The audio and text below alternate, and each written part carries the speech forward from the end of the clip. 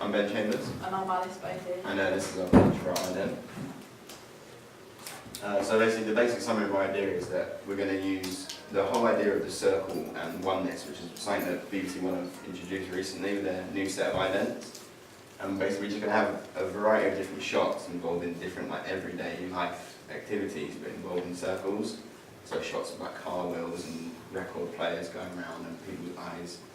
The shots of the people's eyes will start off with one person open it, and then as they close, they'll open and cut to a different person or someone like a different ethnicity to show the whole diversity idea and stuff like that. And it will just show loads of different aspects of life involved in circles, and they will cut together and match in the sort of match and action shots and stuff like that. So. Our target audience is a wide range of ages because that's what BBC One's is currently.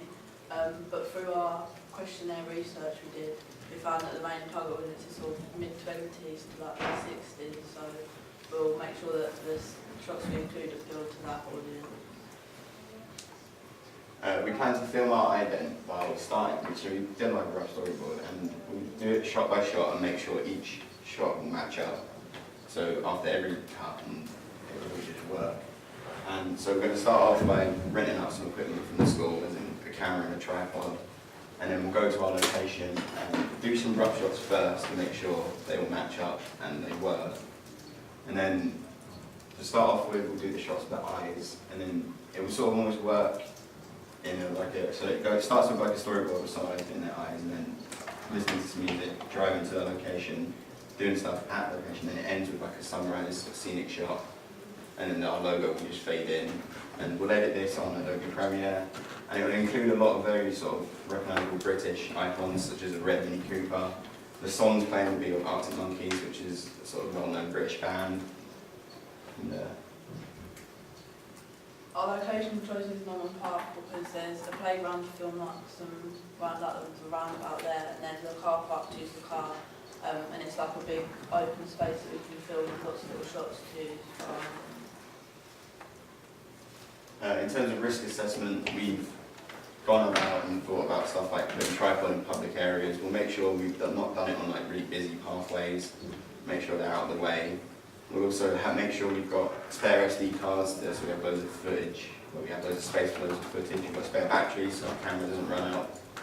We'll also make sure that if we're shooting freehand, we have the strap around our neck, so we don't drop the camera and break it, so we don't lose our footage.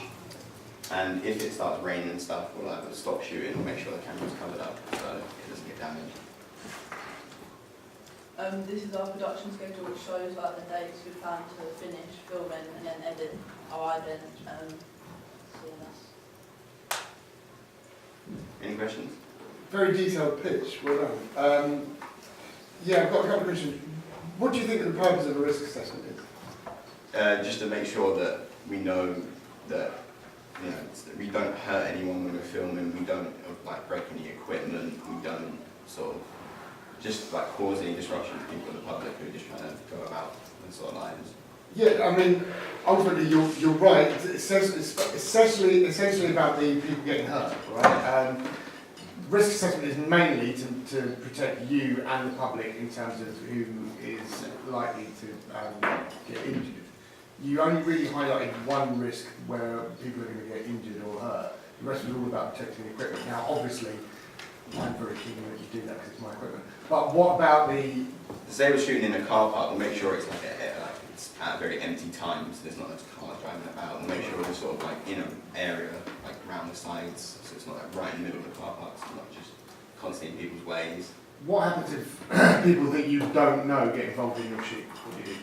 Well, if they don't want to, say they in the background, they don't want to be shot, we'll have to make sure that we have to find a way to get that cut out, or we might have to reshoot that shot. And if people start constantly getting in the way and stuff we might have to move location, because there's two car parks. So there's one which is right at the back, which is very quiet, and then there's the sort of main one, which we were going to use originally. But if it's too busy, we can move to the more quiet ones. Good. My question is, you talked about how you're going to film all these different objects, and you've only really got one location. Surely you'll be looking at other locations. Yeah, the other location which they had to put in the picture would just be in my house, because I've got my record player at home, And then the shots with people's eyes, we can really sort of shoot anywhere. But if the lighting, because the lighting will have to be pretty good, we might have to use some sort of artificial lights just to make sure that the shots look better. What do you do if Arctic Monkeys don't give you clearance rights? If that doesn't happen, we'll either use, instead of just using like an actual song, we might just find some sort of ambient music that sort of works with the sort of shots, just to give it a sort of relaxing, sort of natural feel. It's quite important, though, in your pitch you said that you wanted it to feel Yeah. British, so how are you going to do that if you can't use an iconic British band? It will have to, if we can't do that, it will have to sort of just stick to the objects in the ident, so like the red Mini Cooper and like, you'll see the Arctic Monkeys record still, but the song is not. That would still be covered by rights, though, because that's their protected image, it's their logo.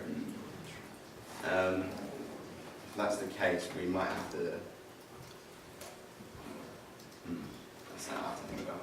Sure. Yeah. My only other question is how does your ident reflect the corporate identity of the BBC, and how are you going to involve your logo within your ident? Our logo will be involved in our ident when, in the final shot, when the sun's sort of rising, our logo will sort of just fade in and just match to the shot of the sun. And then in terms of how it sticks to our identity, because it's all about like diversity and everyone sort of coming together, in the shots of like I said, with the eyes, it will show two different sort of ethnicities, and that will work. There'll be loads of different people playing at different ages in the playground, and just loads of shots of just people doing everyday tasks and like everyday activities, but all together and sort of just very normal, they like. Good. Really Okay, thank well you. done. Interesting.